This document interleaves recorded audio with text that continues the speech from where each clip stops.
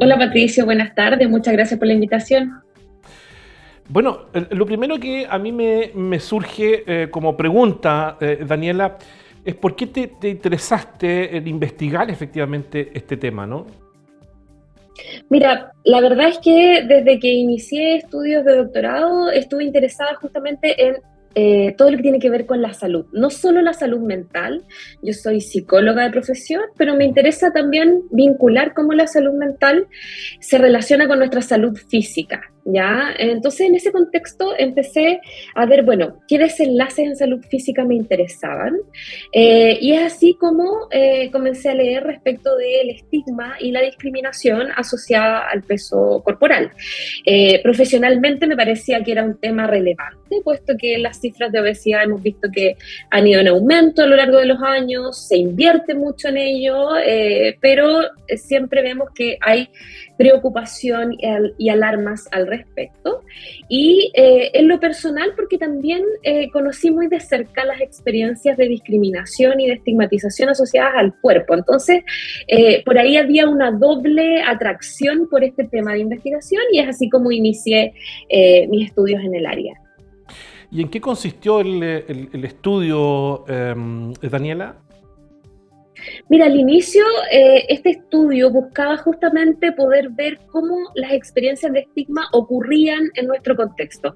Primero, por supuesto, saber si es que ocurrían. La verdad es que el Ujú. estigma por peso se ha venido estudiando hace años fuera, en Chile y en otros países que tienen características similares al nuestro. Las experiencias en investigación llevan un poco de retraso. Entonces, a mí me interesaba ver, bueno, qué es lo que pasa acá en nuestro contexto, aparecen también estas experiencias y tienen estas mismas consecuencias. Entonces, en ese contexto surge este que fue uno de los primeros estudios que yo realicé en estigma y que buscaba justamente poder recoger la experiencia local, ¿no es cierto?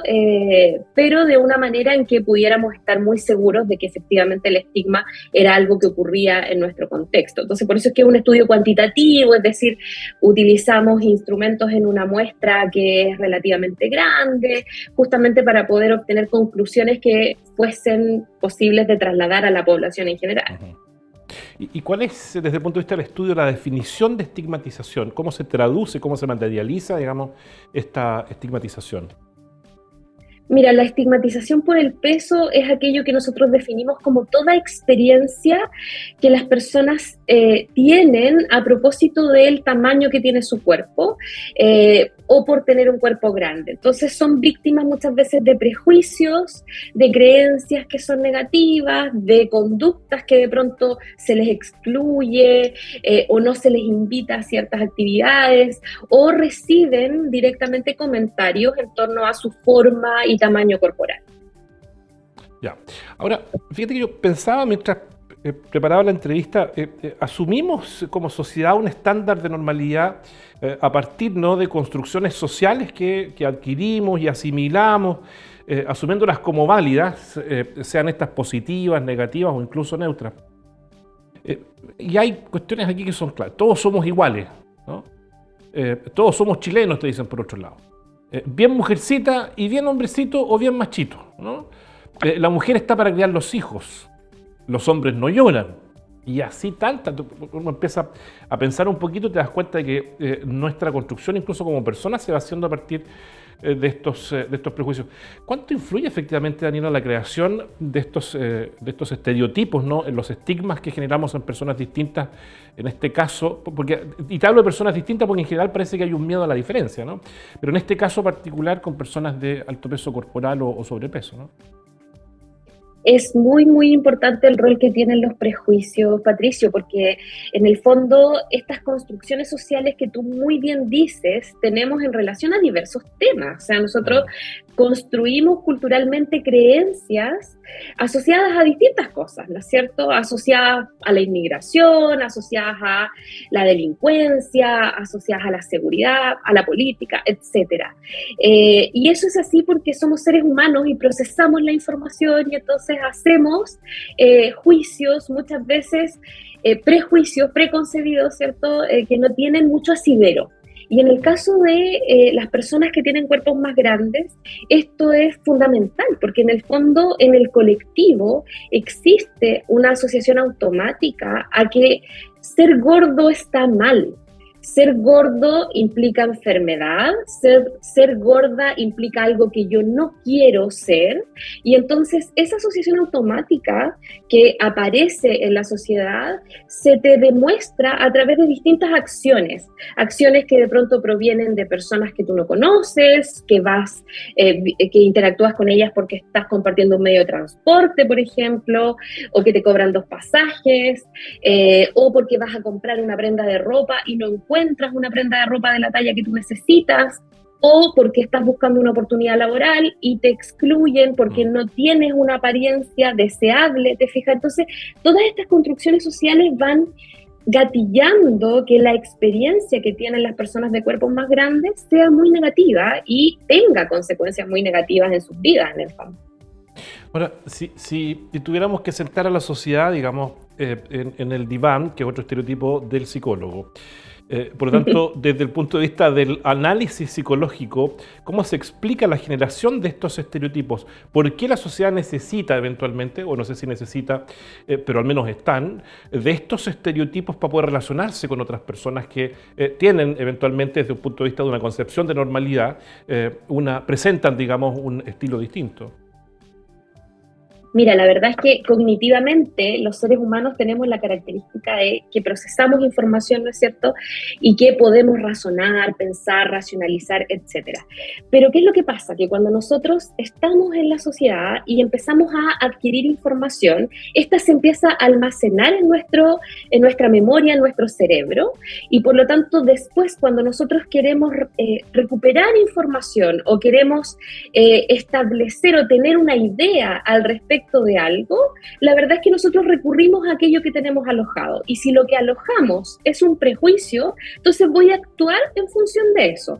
Si yo lo que alojé es esta idea de que ser gordo está mal, entonces probablemente cuando sea adolescente y me dé cuenta que a lo mejor mi cuerpo es más grande, voy a sentir un rechazo hacia ese cuerpo, porque lo que alojé cognitivamente en mi cerebro es una idea de que eso está mal, que es algo menos deseado, que es algo que no se considera atractivo, ¿ya? Lo mismo con los prejuicios en cualquier sentido. O sea, si yo adquiero información respecto de algo, una experiencia, por ejemplo, la inmigración o cualquier otro tipo de situación que nosotros podamos vernos envueltos, las ideas que yo voy a ir recuperando y que voy a ir registrando van a ser las ideas a las cuales yo voy a acceder posteriormente. Entonces, si estas ideas son infundadas, son compartidas, son potentes, muy por seguramente, entonces, ante yo interactuar con alguien que tenga esta característica, esto va a aparecer. ¿Te fijas? O sea, si yo considero que tener obesidad es peligroso para la salud, entonces cuando yo interactúe con alguien, a lo mejor una persona cercana, le voy a decir, oye, estás subiendo de peso, no te preocupa, ¿qué es lo que pasa? Porque a lo mejor voy a creer que esa persona está enfermando, ¿te fijas? Y entonces voy a actuar en función de esa idea.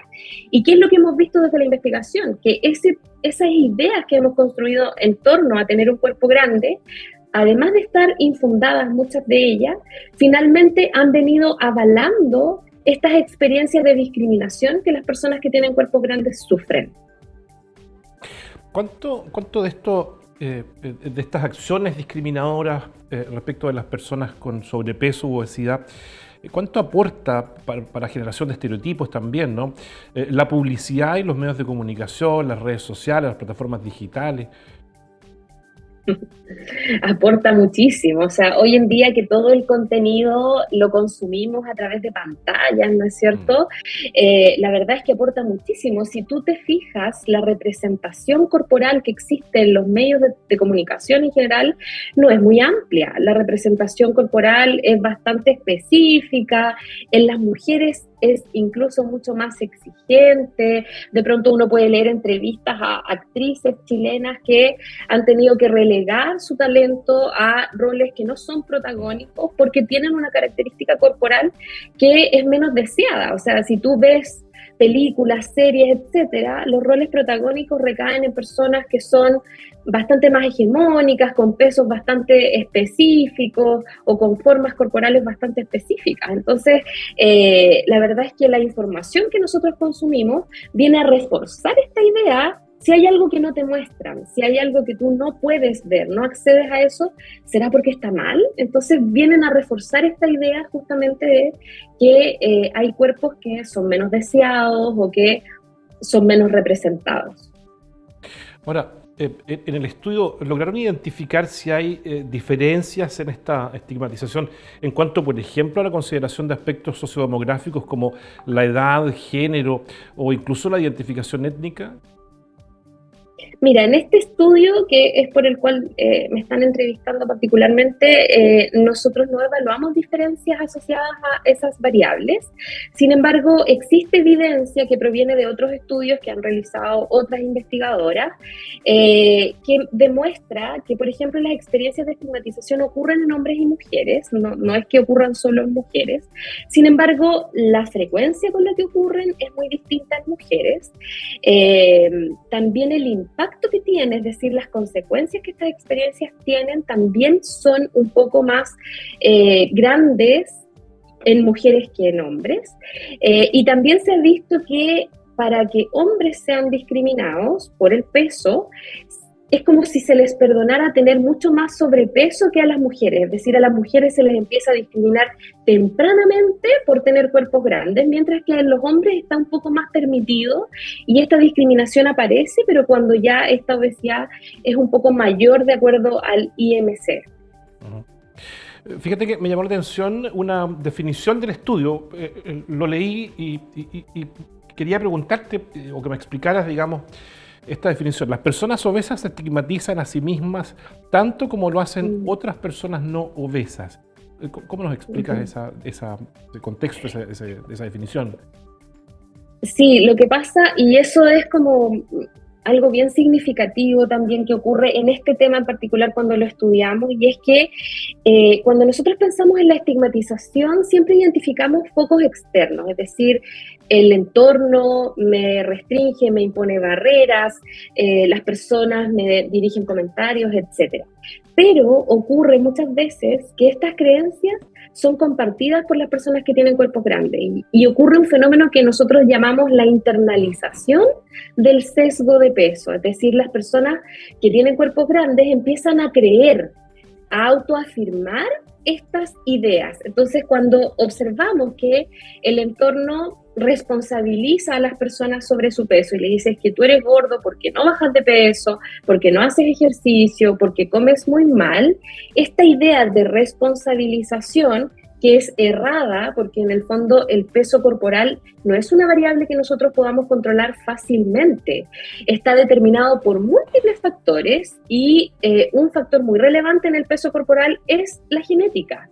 Entonces, cuando nosotros decimos, oye, pero es que tú tienes que bajar de peso, tú tienes que hacer ejercicio y tienes que comer menos para que bajes de peso, esa afirmación no tiene tanto sustento, la verdad, porque las personas tienen muchas dificultades para poder controlar su peso. Entonces, cuando las personas con cuerpos grandes empiezan a recibir esta información, ¿qué es lo que pasa? Que empiezan a creerla.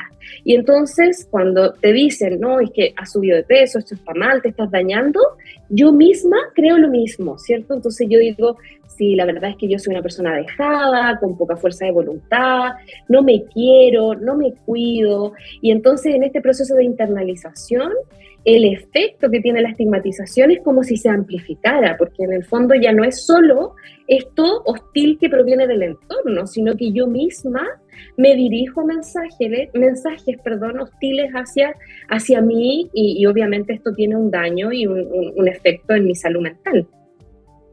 Algo mencionabas tú de los niveles en los que se produce esta discriminación, vamos a decir, ¿no?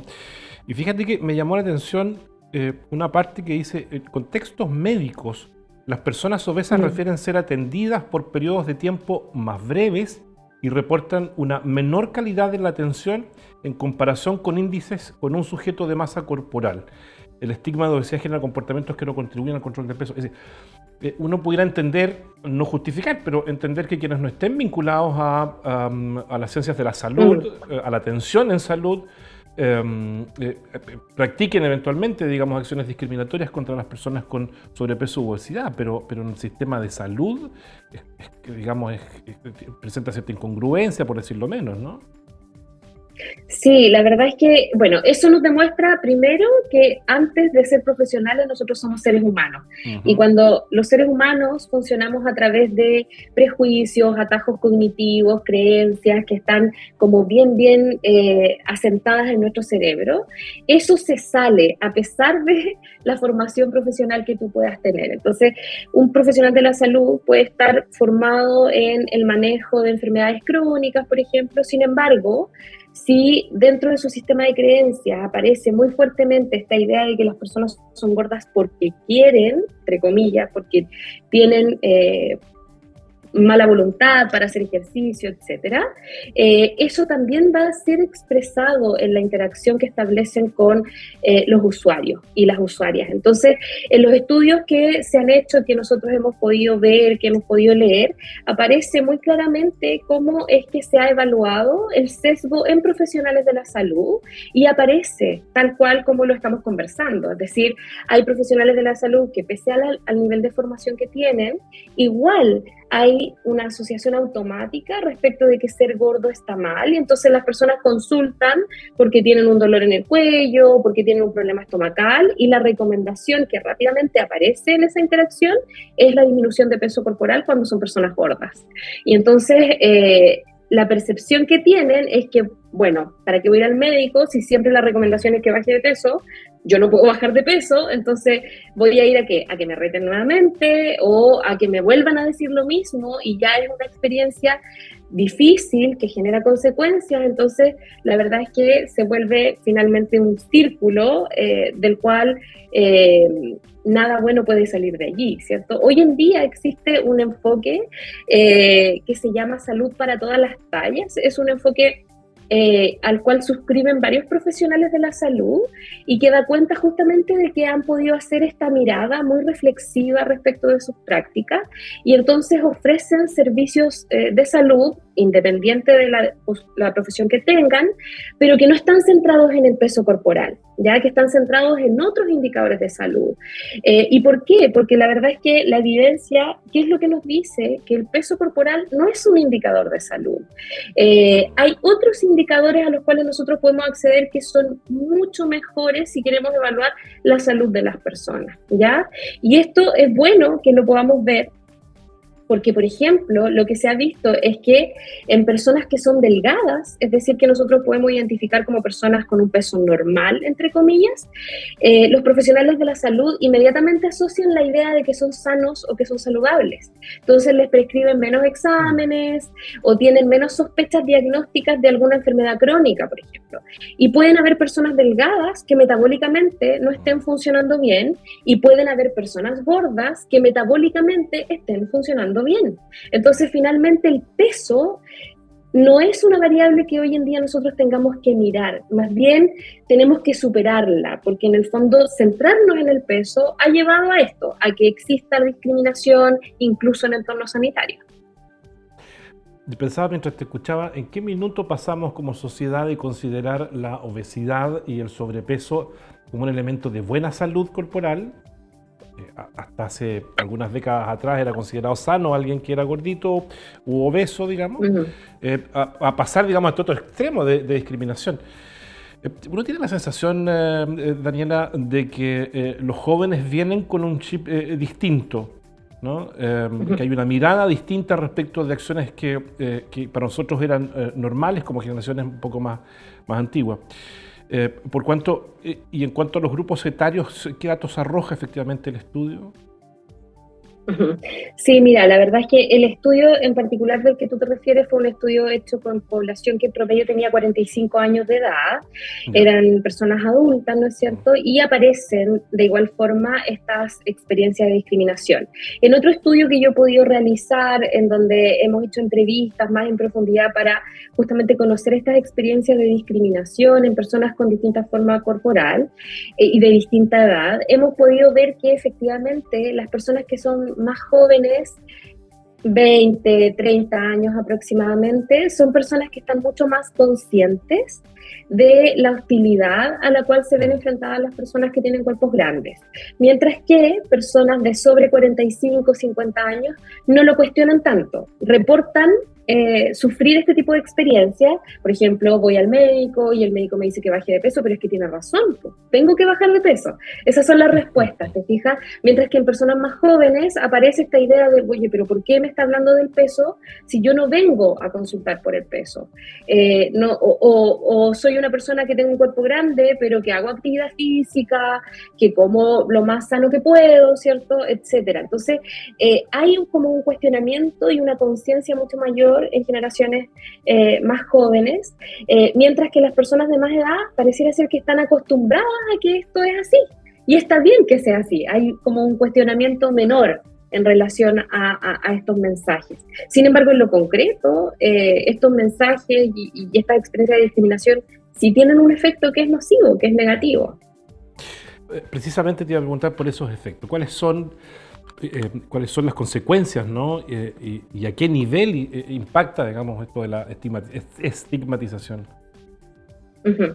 Bueno, tiene consecuencias a nivel psicológico, por supuesto. Nosotros hemos visto que se asocia con una mayor percepción de estrés. El estrés es una variable bien negativa para nuestra salud. En general, a nosotros no nos hace bien experimentar altos niveles de estrés porque desencadena una serie de desregulación, incluso a nivel fisiológico.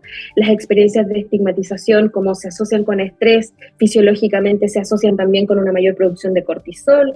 El cortisol es una hormona asociada al estrés y se asocia también con una ingesta calórica mayor. Entonces, si te fijas, va desencadenando como respuestas que justamente son las menos deseables, entre comillas, si es que lo quisiéramos llamar así. También se asocia con síntomas depresivos, la experimentación obviamente de emociones que son negativas, se asocia en términos interpersonales con una mayor aislación, las personas suelen excluirse de actividades sociales, autoexcluirse, pero también se les excluye muchas veces porque se pone en duda su rendimiento físico, si esta es una actividad deportiva, por ejemplo, se presume que es alguien que no se va a involucrar o que no le va a interesar, etcétera. En términos conductuales también se asocia justamente a una mayor ingesta calórica o una preferencia de alimentos que son con una alta densidad calórica, que podríamos explicar, por ejemplo, a partir de la hipótesis del comer emocional. Cuando nosotros experimentamos emociones que son negativas, muchas veces nos reconfortamos con la comida. Lo vimos en la pandemia, ¿cierto? Que estábamos tan limitados en una serie de posibilidades, y qué es lo que pasó es que las personas empezaron a comer más porque ahí había una fuente de placer. Hay alimentos que aumentan nuestros niveles de serotonina a nivel cerebral, entonces experimentamos más placer y por lo tanto hay una mayor ingesta de esos alimentos. Entonces hay en el fondo consecuencias bastante claras y evidentes en relación al estigma. Hoy en día yo estoy mirando con bastante preocupación todo lo que tiene que ver con los trastornos de la conducta alimentaria, trastorno por atracón, bulimia, anorexia.